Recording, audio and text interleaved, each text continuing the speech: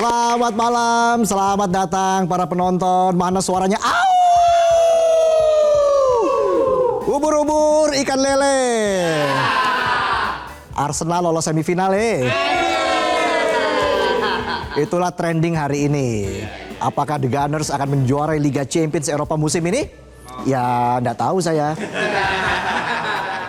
Yang jelas hari ini 17 April, Midnight Live episode ke-17. Langsung saja kita mulai. Inilah Midnight Live.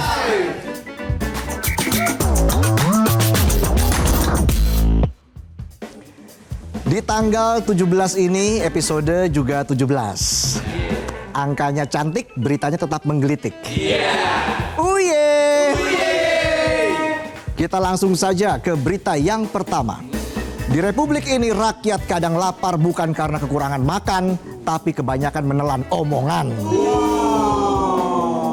Kenyang sama kata-kata, apalagi kata-kata gebetan yang penuh rayuan. Ujungnya putus di tengah jalan.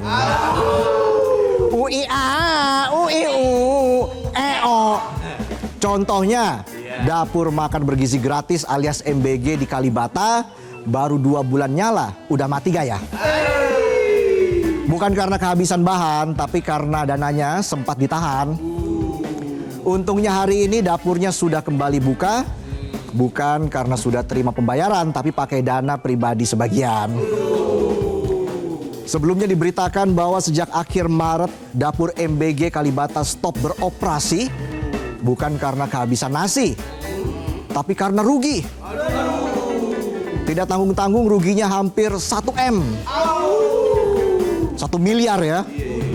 Tepatnya 975 juta rupiah karena dugaan penggelapan dana oleh yayasan berinisial MBN. Begini ceritanya begini ya. Selama 2 bulan Mitra Catering udah masak tiap hari, lauknya mungkin gonta-ganti, tapi duitnya cuma mampir ke janji. Mirip lah sama pacaran LDR, udah ngasih semuanya tapi nggak di-acknowledge. Acknowledge. Bilangnya tenang sayang, aku lagi nabung buat pulang. Ditungguin 2 bulan ternyata yang ditabung alasan buat ngilang. Bisa aja saya. Kata kuasa hukum dapur Mitra MBG, dana dari Badan Gizi Nasional sudah disetor ke Yayasan Media Berkat Nusantara alias MBN, tapi pembayarannya ke dapur Mitra ditahan. Mirip pacar toksik yang rese, tapi pas mau diputusin ngerengek.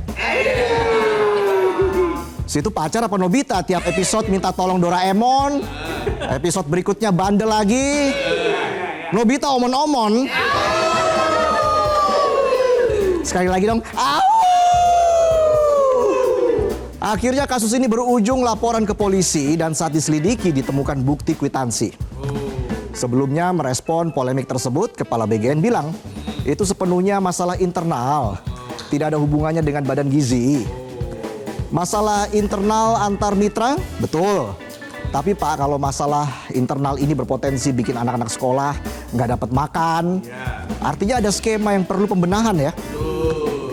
Kabar terakhir, dapur sudah comeback alias dibuka lagi, bagus. Asal kasus tetap terus diselidiki. Jangan sampai dapurnya ngebul, traumanya muncul. Kasus dapur Kalibata bukan cuma perkara kompor mati atau kehabisan nasi. Ini alarm bagi MBG yang punya niat mulia, tapi logika ekonominya masih tanda tanya. Bayangin, dapur disuruh masak 500-3.000 porsi per hari, tapi bayarnya nanti. Bisnis catering butuh arus kas deras, bukan janji-janji manis yang tinggal di atas kertas.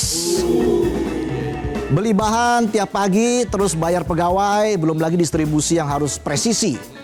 Giliran ditagih bayar, macet, ditahan. Kayak nunggu si dia sadar kalau kita cocok, tapi zodiak nggak cocok. Ribet, nggak maju-maju, mandek. Belum lagi syarat untuk bisa jadi dapur MBG yang mirip syarat nyari mantu. Harus punya dapur minimal 20 x 20 meter, alat lengkap, dan tahan banting. Berharap UMKM, warteg atau kantin bisa ikutan joget sambil bawa panci. Mimpi kali ya. Jelas butuh modal miliaran. Mau UMKM terlibat, Mana kuat. Vendor besar aja megap-megap. Betul. Programnya bikin anak bergizi dan sehat, tapi skemanya kurang sehat. Katanya anggaran bukan jadi soal, tapi faktanya pas giliran bayar tersengal-sengal. Kita bayangkan, misal dapur MBG bisa dibayar mingguan ya. Syaratnya nggak ribet dan membuka ruang buat warteg, kantin, dan dapur komunitas kecil. Mungkin nggak cuma gizi anak yang naik, ekonomi rakyat juga bisa membaik ya. Jika nggak segera dibenahi, bukan cuma dapur yang bangkrut, tapi rasa percaya rakyat juga ikut surut. Ingat, cinta boleh ngaret, tapi bayar catering jangan sampai macet. Nanti nasinya basi, rakyatnya emosi. Oke, kita lanjut lagi ke berita yang kedua. Nah, ini berita yang ditunggu-tunggu penonton ya. Ya, dari dapur kita ke kampus bukan buat daftar kuliah, tapi nyariin ijazah. Ijazah siapa? Ijazah mantan Presiden Jokowi. Sosok yang biasanya tenang, kini mulai geram. Gimana nggak geram? Ibarat suami nih ya, yang kerja dari pagi ketemu pagi, malah dicurigai punya ani-ani. Kan jadi geram kan? Jakarta keren. Jadi begini ceritanya begini. Semua bermula dari Bambang Trimulyono yang menuduh ijazah Jokowi palsu. Akibatnya ia dijatuhi hukuman 6 tahun penjara karena menyebarkan berita bohong dan ujaran kebencian.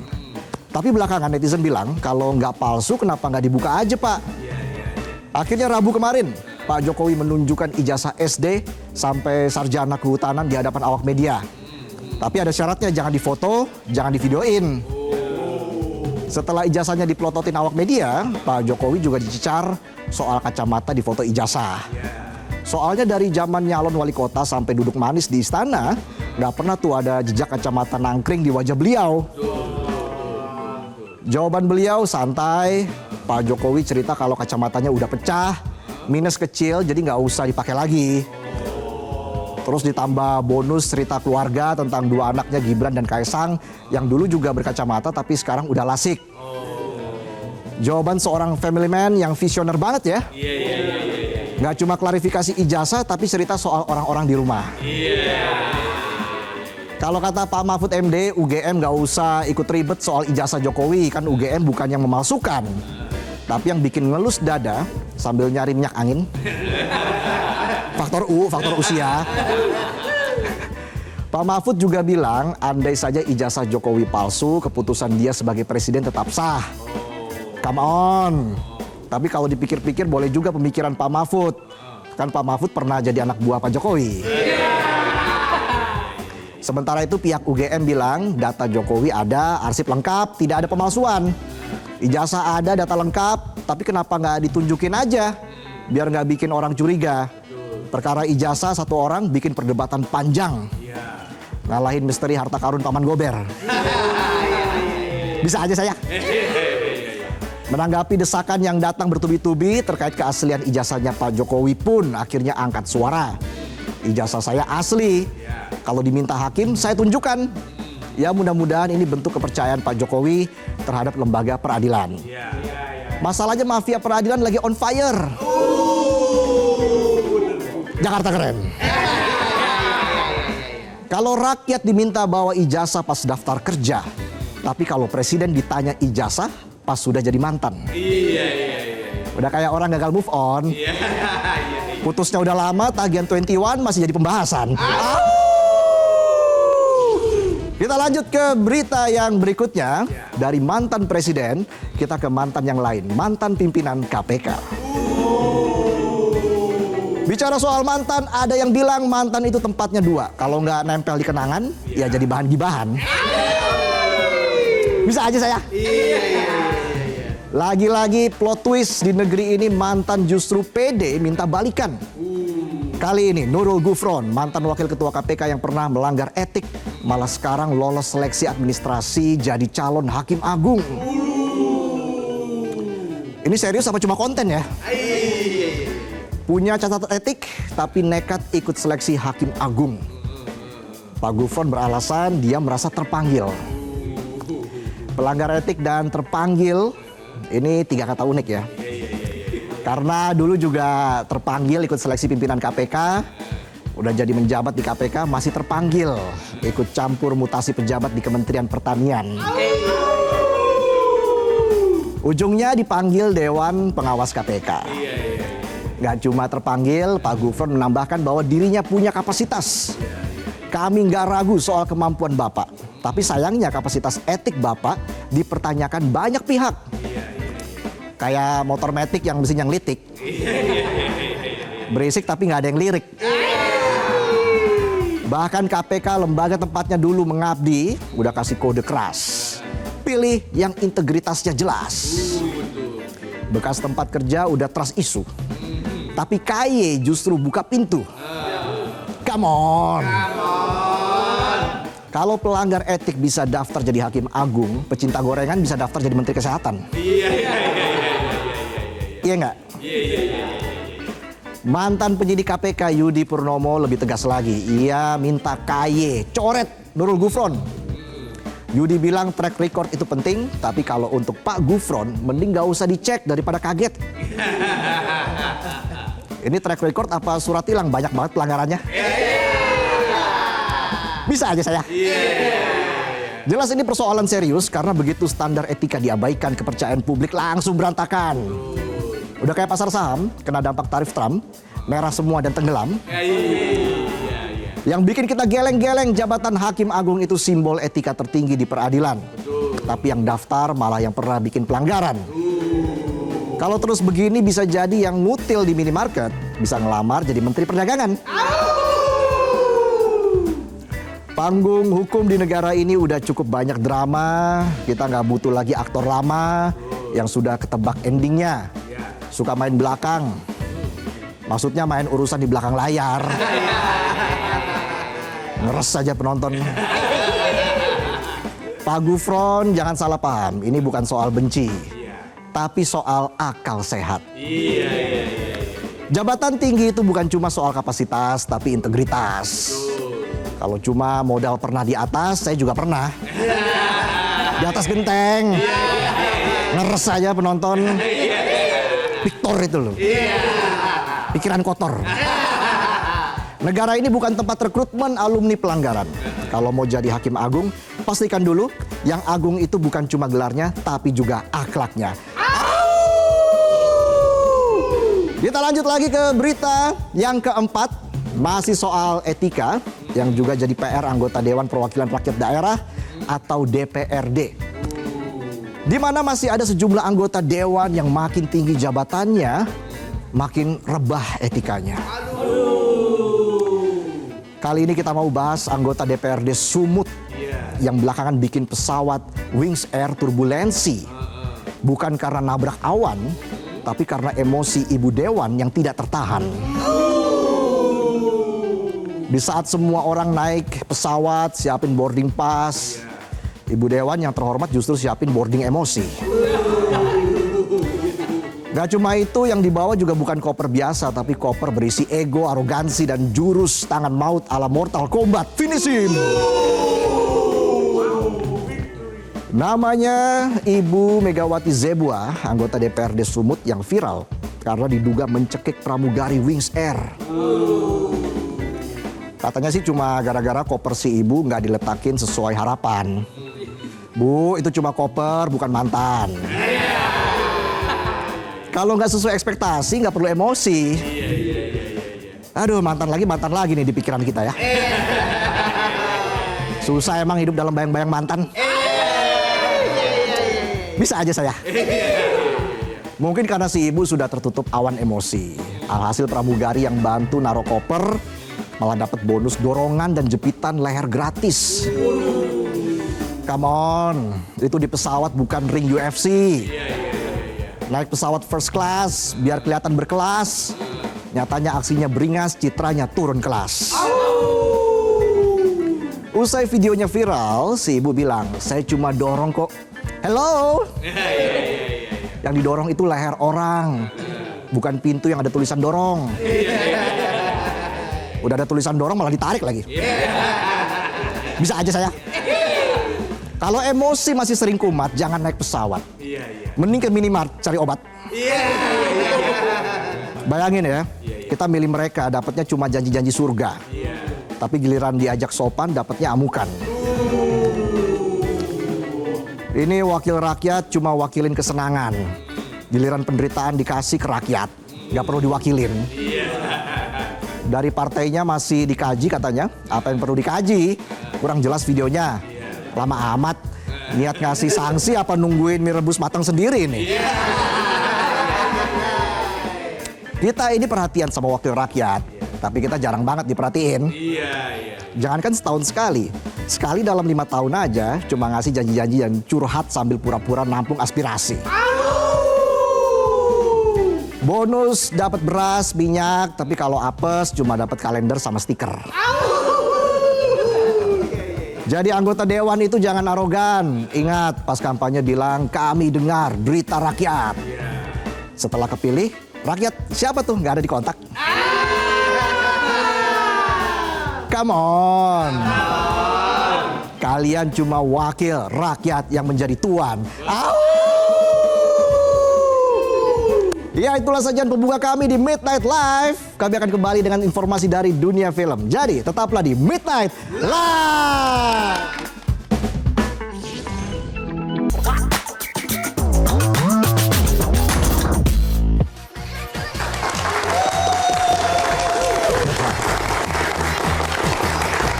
Anda kembali lagi di Midnight Live. Au mania, mana suaranya? Au! Pemirsa, layar tancap di Indonesia awalnya menjadi alat propaganda, lalu berubah jadi hiburan rakyat yang murah meriah.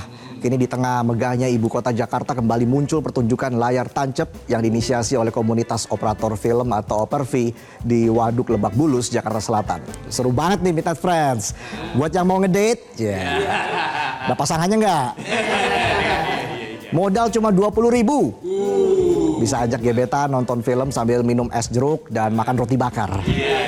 Sedap. Pengen tahu ya? Nih kita kasih liputan Arbida dan juru kamera Rifki Adi. Berikut ini.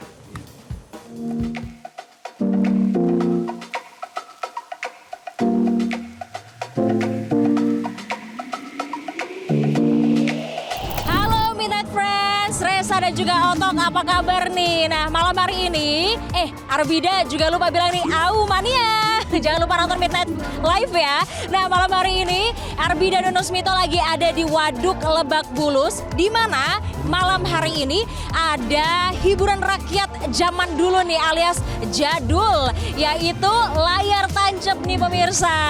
Nah, dari layar kaca Anda, dari juru kamera Arbida, ada Rifki. Ini menunjukkan layar tancapnya lagi muterin film Indonesia nih. Coba tebak ada siapa itu?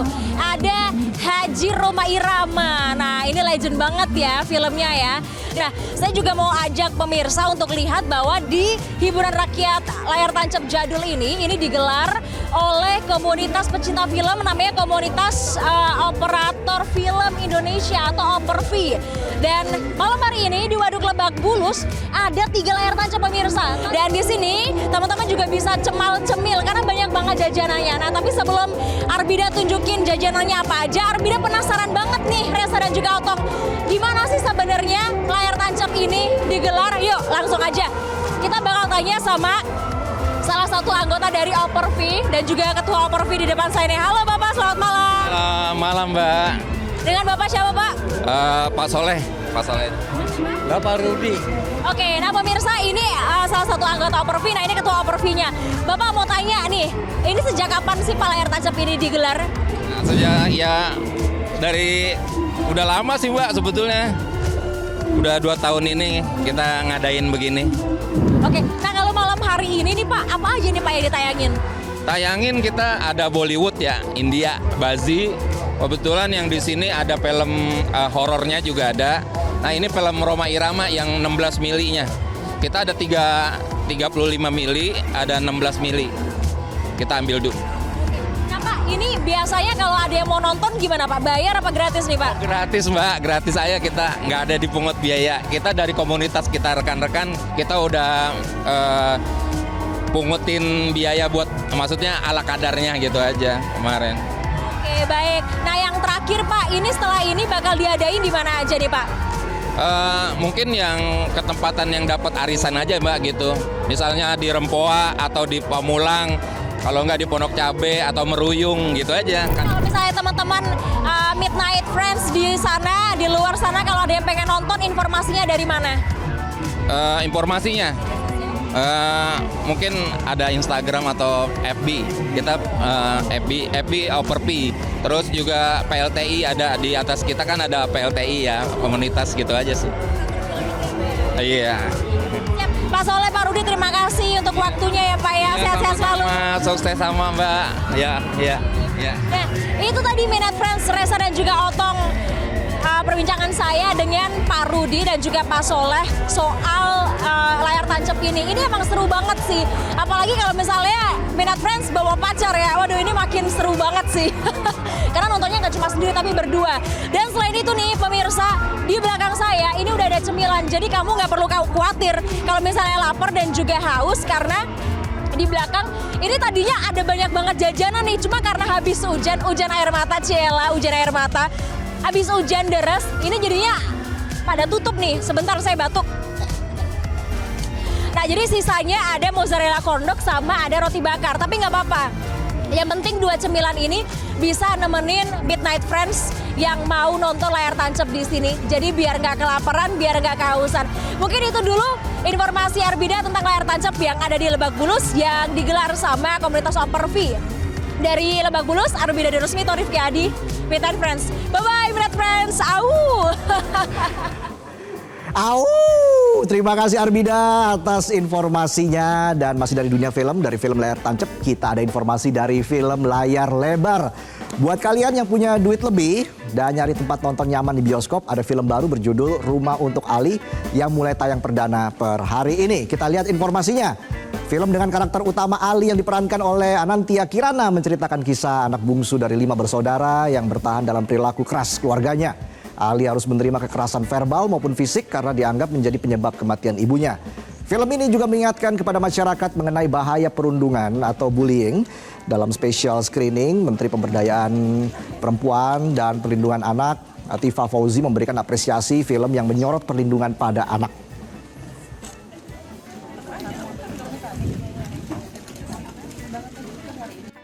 Menteri, Ibu Fauzi, dan Kementerian Pemberdayaan Perempuan dan Perlindungan Anak Republik.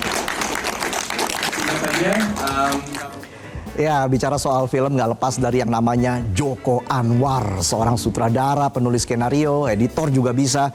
Pokoknya semua bisa deh. Setelah ini kita akan ngobrolin film terbarunya. Apa filmnya? Penasaran kan? Makanya jangan kemana-mana. Tetaplah di Midnight Live.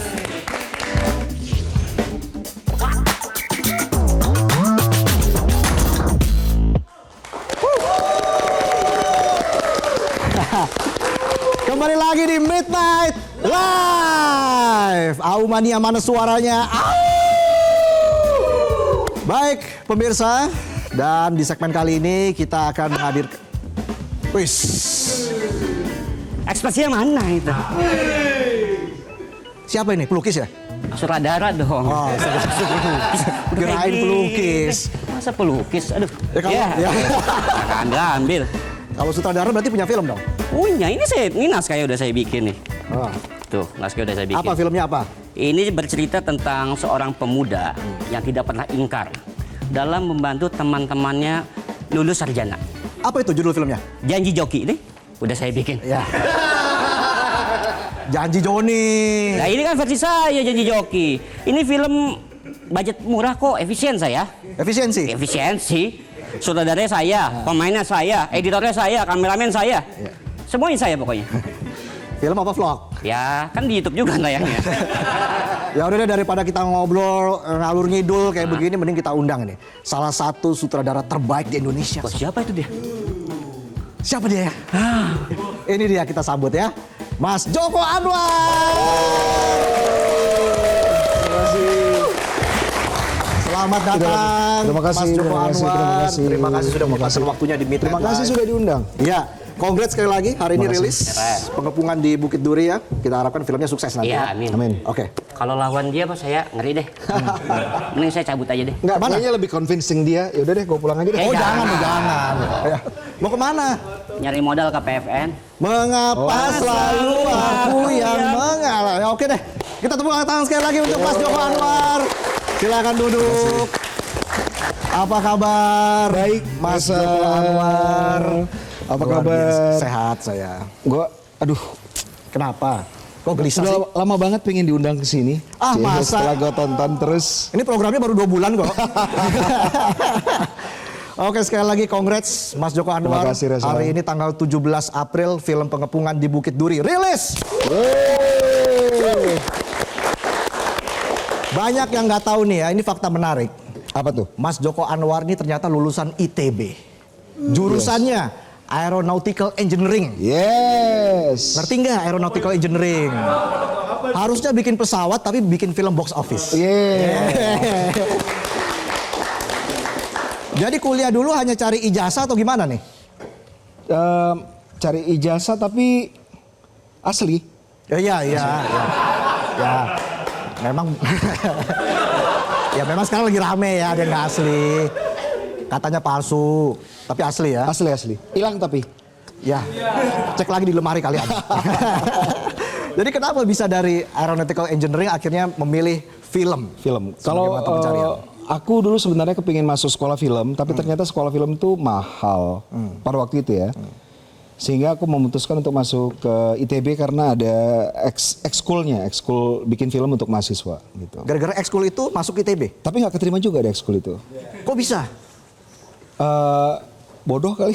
Wah, masuk ITB ini Karena- orang pinter loh, cerdas. Karena pada waktu itu aku nggak mau ngikutin arahan untuk di ospek dulu untuk masuk ke ekskul dan aku menolak untuk itu, jadi nggak masuk akhirnya.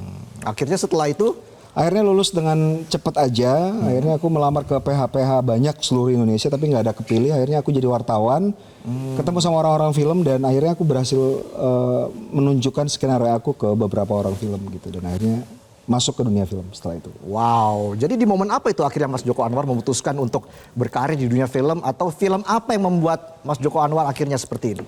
Aku dulu waktu kecil banyak nonton film, tapi ada satu film yang membekas banget. Judulnya Pengabdi Setan. Ya. Karena nonton film itu impactful banget. Kayak kok film bisa memberikan impact sebesar itu ya. Ya. Gitu. Jadi aku kepengen membuat film karena ingin memberikan efek yang sama kepada penonton. Itu tahun 82 aku nonton ketika aku masih berumur 6 tahun. Dan itu membekas banget, jadi kepengen bikin film gara-gara itu. Iya. Gitu. Usia 6 tahun dan nonton film horor ya. Makanya sekarang otaknya waras banget gitu. Nggak bikin film juga sekarang yang baik-baik aja. Romantis gitu kan. masak. Menghangatkan hati. Dan juga kalau kita lihat Mas Joko Anwar ini kan sampai di titik ini banyak perjuangannya ya. Yes. Bagaimana tuh Mas Joko Anwar cerita soal perjalanannya menjadi salah satu sutradara terbaik loh di Indonesia? Masa sih? Iya dong. Perjuangannya mungkin gini karena kalau kita bikin film kan dari awal kita harus tahu kita mau bikin film seperti apa. Iya.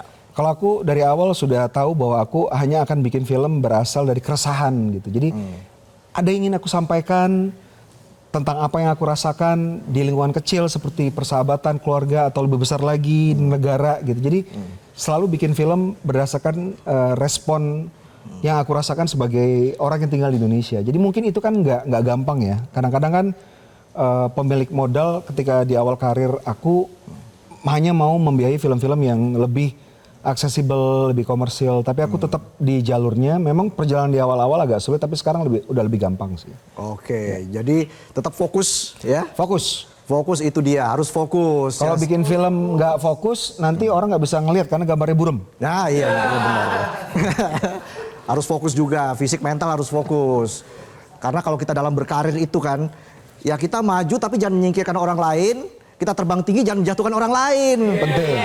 Penting itu, profesional. Betul, ya. Oke lanjut lagi. Lanjut. Oke.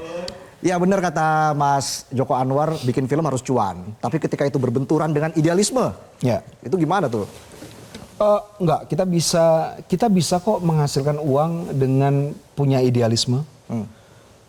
Kita mau bikin film apa aja, kan aku juga kalau bikin film sebenarnya selalu ada real intent, kayak ada sesuatu yang ingin disampaikan. Tapi filmnya itu diceritakan dalam genre yang aksesibel buat masyarakat. Misalnya ketika aku bikin film horor, sebenarnya bukan film horornya yang menjadi highlight, tapi misalnya kayak Pengabdi Setan gitu ya. Pengabdi Setan kan tentang seorang perempuan yang merasa bahwa dia hanya akan dianggap sebagai perempuan seutuhnya kalau misalnya dia punya keturunan. Sehingga dia bersekutu dengan external forces supaya mendapatkan keturunan. Ini kan ceritanya real intent terjadi gitu di Indonesia. Jadi walaupun genre-nya horor tapi ceritanya itu cerita yang memang relevan dengan Indonesia. Iya. Gitu. Sampai saya juga nggak bisa tidur itu. Bisa nonton Pengabdi Setan ya. Kenapa? Terngiang-ngiang Mas Joko Anwar. Apalagi suara belnya itu. suara bel. Aduh. Padahal tukang sekoteng lagi lewat. Tapi saya nggak bisa. Nggak bisa tidur deh pokoknya. Aku bawa kok sekarang ini. Aduh jangan. Oke nih kita bicara sekarang soal film yang rilis hari ini, Pengepungan di Bukit Duri. Luar biasa. Ini persiapannya berapa lama Mas Joko Anwar? Skripnya sendiri sudah selesai tahun 2007. Baru diproduksi 2024 jadi 17 tahun. 17 tahun? 17 tahun. Tapi ini film ke-11 ya? Film ke-11. Film ke-11 Mas Joko Anwar, kalau kita lihat Mas Joko Anwar tuh kalau film persiapannya memang panjang-panjang. Panjang. Ya? Kenapa tuh? Aku udah 20 tahun bekerja di film dan baru punya 11 film, jadi satu film itu 2 tahun. Jadi aku hanya mengeluarkan film setiap 2 tahun sekali. Karena memang persiapannya panjang. Persiapan untuk nulisnya panjang, persiapan filmnya panjang, syutingnya setelah selesai juga post produksinya juga panjang gitu. Supaya ya memberikan yang terbaik lah gitu, nggak asal. Karena aku percaya bahwa sebagai seorang filmmaker di Indonesia kita bukan cuma memikirkan keuntungan sesaat, yang penting bikin film laku tapi juga ada kontribusinya. Kalau aku percaya bahwa setiap dari filmmaker di Indonesia harus mengeksplor cara bertutur, genre, isu sehingga ruang lingkup untuk kita berkarya itu menjadi lebih luas. Gitu. Apakah itu membuat circle dari Mas Joko Anwar ini juga ya itu aja gitu maksudnya dalam pembuatan film? Ya bisa dibilang aku bekerja sama dengan banyak kru yang sama sejak beberapa belas tahun yang lalu karena sudah lebih gampang komunikasinya dan satu visi. Tapi selalu ada orang-orang baru yang bergabung. Terutama kalau misalnya kita bikin film seperti di Pengepungan di Bukit Duri, para pemain yang baru saja bergabung di perfilman aja itu ada dan banyak. Apalagi orang-orang yang memang sudah jadi aktor tapi belum pernah kerjasama dengan kita gitu. Jadi aku selalu berusaha untuk dalam setiap produksi selalu melahirkan either filmmaker atau aktor baru. Paling enggak 30% harus orang baru gitu. Buat regenerasi juga ya? Regenerasi dan menjaga supaya perfilman kita tetap fresh. Jadi penonton tidak melihat yang itu aja. Oke, beri tepuk tangan sekali lagi Mas Joko Anwar. Kita langsung lihat trailernya berikut ini. Film Pengepungan di Bukit Duri berikut ini. Yes.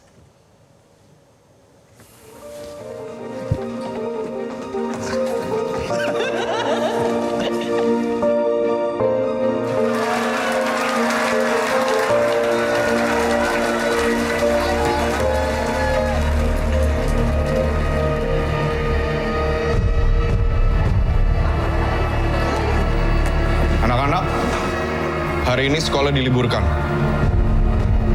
Ada kerusuhan. Dimulai setelah terjadi percekcokan kecil yang kemudian meluas ke seluruh penjuru kota.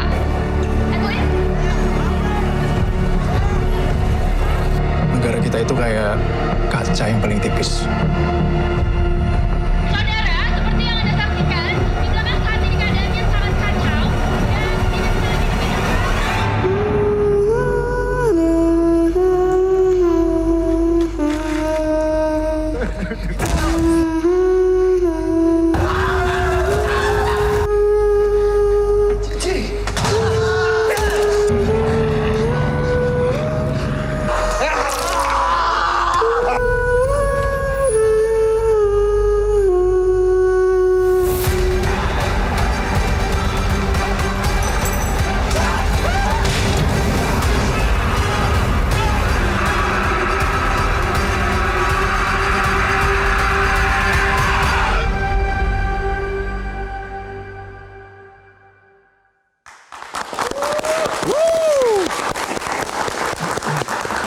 Dari trailernya aja udah bikin deg-degan ya. gimana kalau kita nonton nanti di bioskop ya. Jangan lupa harus saksikan film ini karena katanya seru banget. Ada yang bilang ini film lebih horor dari film horornya Mas Joko Anwar. Gimana itu coba? Tapi ini kan settingnya fiksi. Ya. Inspirasinya dari mana ini? Sampai ada juga yang mengira ini based on true story loh. Kalau terinspirasi dari real life incidents yang pernah terjadi di Indonesia, tapi film ini kita masukkan sebagai peringatan. Jadi kalau misalnya kita nggak berubah, kita tetap intoleran, kita tetap tidak memprioritaskan pendidikan sebagai sesuatu yang sangat penting dalam kehidupan kita berbangsa dan bernegara. Kita tetap tidak aware bahwa ada banyak sekali budaya yang sekarang menggerogoti masa depan kita, termasuk budaya kekerasan, budaya korupsi. Kita akan menuju ke sebuah tempat 2 tahun lagi, tahun 2027 yang ada dalam film ini yang sangat kacau banget gitu. Oke, jadi jangan-jangan tahun 2027 di film ini tahun 2027 digambarkan Indonesia gelap lagi. Ya, Aum. Kurang panjang ya? Nggak.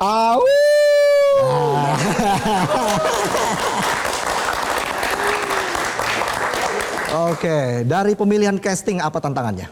Tantangannya harus yang terbaik. Jadi mereka yang terpilih untuk memerankan setiap karakter di Pemumpungan di Bukit Duri itu mengalahkan puluhan kandidat. Dan kita kepingin mereka bukan cuma jadi karakter yang, bukan jadi aktor yang memerankan karakter, tapi memang orang-orang yang memang punya concern yang sama gitu. Jadi orang-orang yang memerankan karakter-karakter di Pemumpungan Bukit Duri, mereka juga adalah orang-orang yang memang memiliki keresahan gitu. Mereka aware bahwa ada banyak sekali isu yang terjadi sekeliling mereka di lingkungan baik itu lingkungan kecil seperti kota atau negara, dan ini nanti akan dicerminkan dari cara mereka berinteraksi satu sama lain gitu. Nah, menarik nih, kita bahas lebih lanjut lagi tapi usai jeda ya. Ya. Kami akan kembali saat lagi, tetaplah di Midnight Live.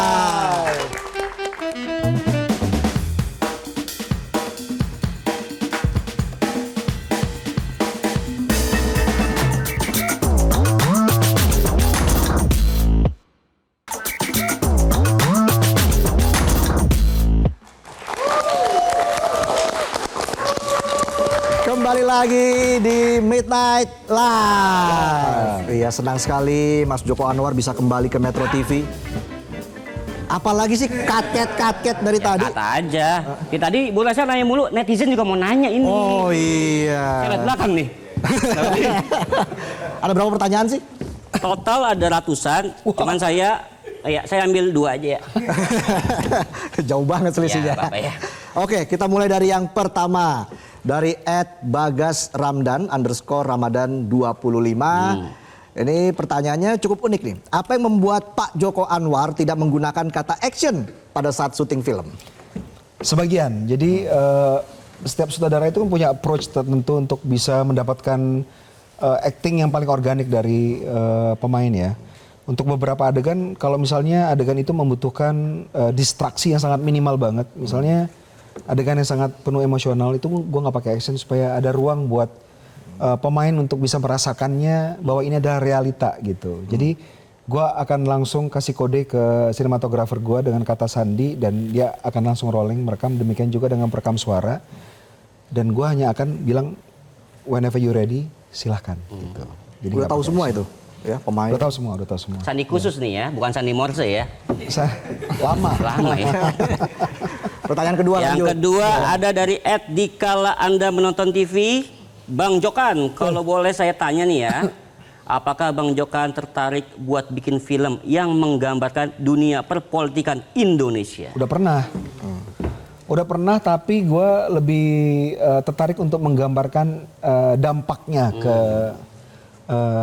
ordinary people gitu. Jadi gue pernah bikin film beberapa, misalnya Kala, kemudian film A Copy of My Mind yang bercerita tentang seorang perempuan yang pekerjaannya facial di salon murah, dan seorang laki-laki yang pekerjaannya pembuat subtitle DVD bajakan, dan kayaknya nggak ada hubungan sama politik, tapi ternyata apa yang terjadi di dunia politik itu ada impactnya ke mereka. Demikian juga dengan Pemumpungan di Bukit Duri. Kan terlihat ini adalah konflik horizontal, tapi itu struktural karena latar belakangnya kita tahu bahwa setiap insiden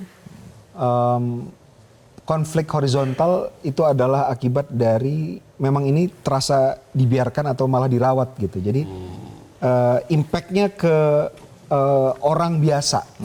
Filmnya film politik tentang struktural, tapi impactnya ke manusia biasa yang lebih tertarik gue sampaikan gitu. Oke, dan tentunya menonjolkan bagaimana aksi rasisme dan juga perundungan masih banyak terjadi di Indonesia. Betul, ya budaya kekerasan. Oke, budaya kekerasan itu ya. Tapi gue memang pengen banget bikin film politik yang lebih blatant lagi tentang memang ya politikusnya gitu. Karena gue ada satu film yang gue cinta banget judulnya Wag the Dog. Wag the Dog ini tentang bagaimana politikus memanipulasi media. Waduh. Itu sebelum banyak politik yang berbicara, film politik yang berbicara tentang manipulasi media, mereka yang sudah membuat Wag the Dog itu bagus banget. Oke, terakhir apa harapannya untuk film Pengepungan di Bukit Duri dan apa yang menjadi edukasi untuk masyarakat dari film ini? Pengepungan di Bukit Duri ini adalah sebuah film yang dimaksudkan sebagai pemantik percakapan. Sangat gampang untuk diikuti dan bisa dibilang, gua mungkin akan terlalu jauh bilang bahwa film ini enjoyable karena dari segi performance, dari segi technicalities, visualnya, sound design itu sangat imersif banget. Jadi kita merasa berada di dalam keadaannya gitu, insiden dan situasi yang ada dalam film tersebut. Tapi film ini dimasukkan untuk pemantik percakapan bahwa ada banyak sekali hal-hal yang terjadi di negara kita yang membuat kita harus sadar bahwa kita sedang tidak baik-baik saja. Jadi kita bisa melihat diri kita dalam film ini. Jadi mari kita lihat diri kita dan kita mulai percakapan dengan sesama kita untuk bisa kita pikirkan what can we do untuk lebih maju dari sekarang. Pengepungan di Bukit Duri tayang hari ini 17 April 2025. Boleh tepuk tangan sekali lagi. Baik, dan itulah tadi sajian kami di Pintar Live ya. Yoi. Tong, akhir kata, saya Valentinus Reza. Saya Otong Setiabudi. Dan saya tentunya Joko Anwar. Mas Joko Anwar. Thank you Om Joko. Thank you. Sekali lagi Thank you, sudah Joki. bergabung. Janji. Joki. Iya. Udah ke PFN tadi ya? Udah ke event. Ketemu Tapi nggak? Ketemu mengalah, saya selalu mengalah. Oh sama lah. Belum dapat modal. Belum dapat modal. Ya, semoga nanti dapat modal ya. Lewat gua dong, kan teman gua. Oh. Gabung nggak? Enggak. Beda circle. Ya udah. Udah nggak usah dibahas lagi. Iya, iya. Oke. Sampai jumpa para Sampai penonton jumpa. dan juga Aumania. Terima kasih sudah menyaksikan Midnight Live.